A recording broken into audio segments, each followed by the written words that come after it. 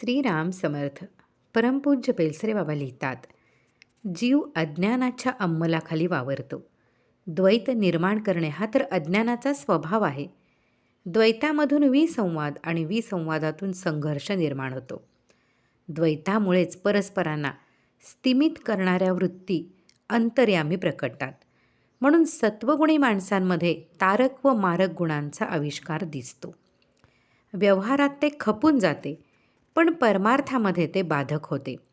दोषांमुळे साधकांच्या अंतर्यामी वृत्तीचा समतोल राहत नाही. त्या कारणाने व्यवहारदृष्ट्या मनुष्य चांगला असला तरी त्याच्या जीवनात आत आणि बाहेर विरोध प्रत्ययास येतो. जेथे विरोध असतो तेथे मानसिक ताण असतोच असतो. साधनामध्ये स्थिर झालेल्या माणसाच्या जीवनामध्ये बाहेरचा विरोध असणे शक्य असते, पण अंतर्यामी विरोध नसल्याकारणाने त्याच्या वागण्यात एक स्वाभाविक निराळेपणा आढळतो. उदाहरणार्थ, मोठमोठी कार्य करणाऱ्या माणसाला कर्तेपणाचा मद येतोच, पण उत्तम पुरुषाच्या हातून मोठी कार्य घडून देखील मी कर्ता आहे असा अभिमान त्याला स्पर्श करीत नाही. भगवंताचा विसर पडणे हा वैभवाचा सहज दोष आहे, पण भगवंताचे खरे प्रेम ज्या पुरुषाला लागते तो कितीही वैभव संपन्न झाला तरी तो भजनामध्ये आणि उपासनेमध्ये मनापासून रस घेतो.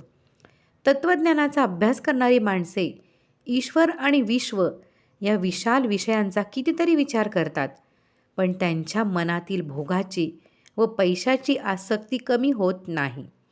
त्यांचा अभ्यास केवळ बुद्धीचा खेळ होतो. पण तत्त्वचिंतक उत्तम पुरुषाच्या जीवनात ईश्वरविषयक विचार साकार होतात.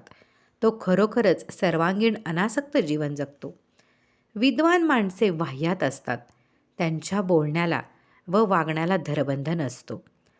पण भगवंताचे ध्येय ठरलेला विद्वान जसे बोलतो तसे वागतो.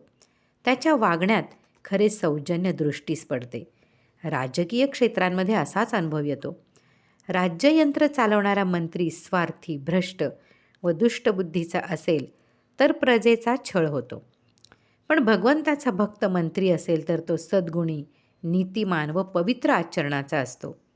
त्याच्या कारकिर्दीत लोकांचे कल्याण होते. उत्तम पुरुषाला सत्मार्गाची खरी आवड असते. तो पुण्यराशी असून अंतर्बाह्य पवित्र असतो. व्यवहाराचे तारतम्य असल्याने तो वेळ प्रसंग जाणतो. तो अध्यात्मशास्त्राचा खोल अभ्यास करतो. मोठ्या निश्चयात्मक वृत्तीने तो साधन करतो.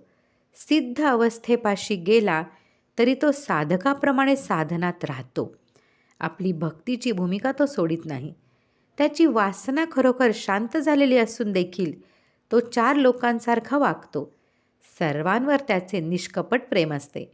अनेकांवर अकारण उपकार करून तो जगमित्र होतो. स्वतः आनंदरूप असून तो जगाला आनंद देतो. त्याच्या बोलण्यात, चालण्यात व वागण्यात प्रसन्नता असते. अभ्यासाने हे गुण कमावता येतात.